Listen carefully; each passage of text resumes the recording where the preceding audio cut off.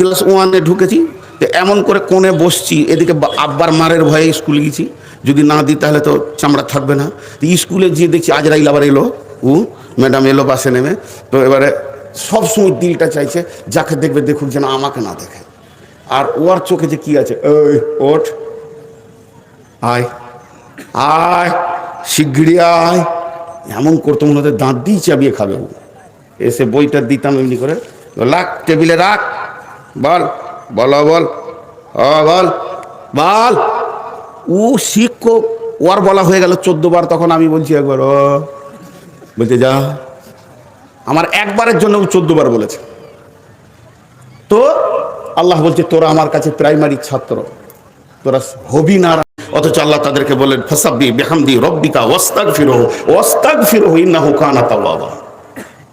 আমাদের কাছে নাই আল্লাহর ভয়, আমাদের কাছে নাই আল্লাহর ভয়। ওই জন্যে আমরা সবাই আল্লাহকে ভয় করবো ইনশাআল্লাহ। জোরে বলেন ইনশাআল্লাহ। আল্লাহ তাবারক ওয়া তাআলা বলছেন তোরা ভীতু হ, তোরা ভীতু হ, তোরা ভীতু হ, তোরা আমাকে দেখে ভয় কর।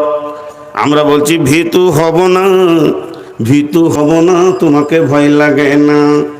বন্ধুরে, এর জন্য আল্লাহ যতগুলো আদেশ আর নিষেধ কোরআনে দিয়েছেন, যতগুলি আদেশ আর নিষেধ কোরআনে দিয়েছেন, যতগুলি আদেশ আর নিষেধ কোরআনে দিয়েছেন, তার মধ্যে একখানা ইবাদত তিনি বানিয়েছেন, সেটা হলো কি সিয়াম, রমজানের রোজা। এই রোজাটা কেন বানানো হলো? রোজা বানিয়ে লাভ কি হবে? আল্লাহ বলছেন ইয়া আইয়ুহাল্লাযীনা আমানু, হে ঈমানদারেরা, কুতিবা আলাইকুমুস সিয়াম, কুতিবা আলাইকুমুস সিয়াম কামা কুতিবা আলাল্লাযীনা মিন ক্বাবলিকুম লাআল্লাকুম তাত্তাকুন। আমি তোমাদের উপরে রমজানের রোজাকে ফরজ করে দিলাম, ফরজ করে দিলাম। কেন ফরজ করলাম?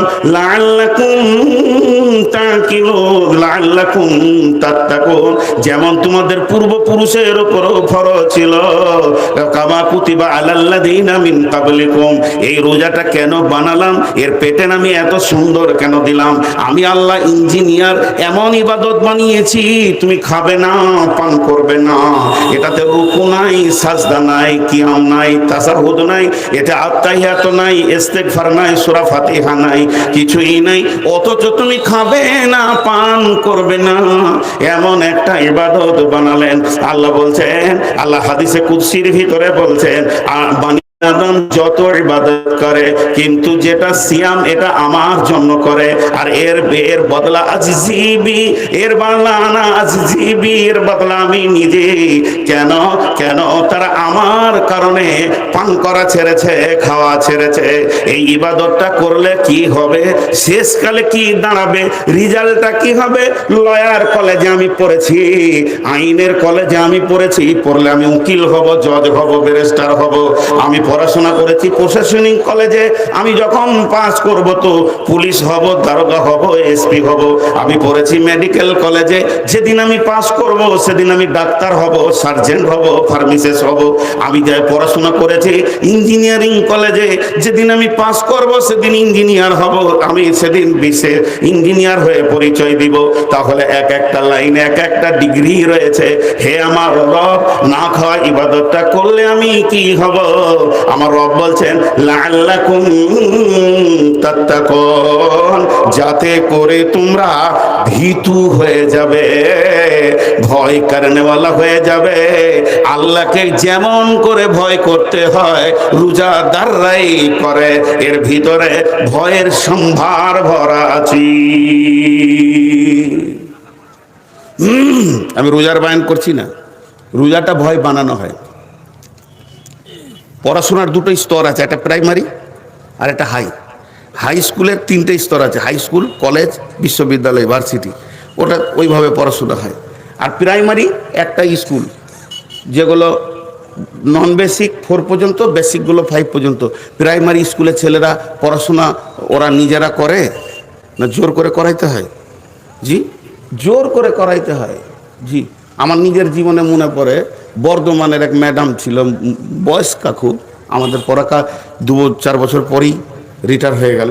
তো ওকে দেখতাম স্কুলেতে, আজরাইল দেখতাম, ছোট তো, বইটাকে এমনি করে নিয়ে যেতাম, দিয়ে ক্লাস 1-এ ঢুকেছি, তো এমন করে কোণে বসছি, এদিকে আব্বার মারের ভয়ে স্কুলে গেছি, যদি না দিই তাহলে তো চামড়া থাকবে না। স্কুলে গিয়ে দেখছি আজরাইল আবার এলো, ম্যাডাম এলো বাসে নেমে। তো এবারে সব সময় দিলটা চাইছে যাকে দেখবে দেখুক যেন আমাকে না দেখে।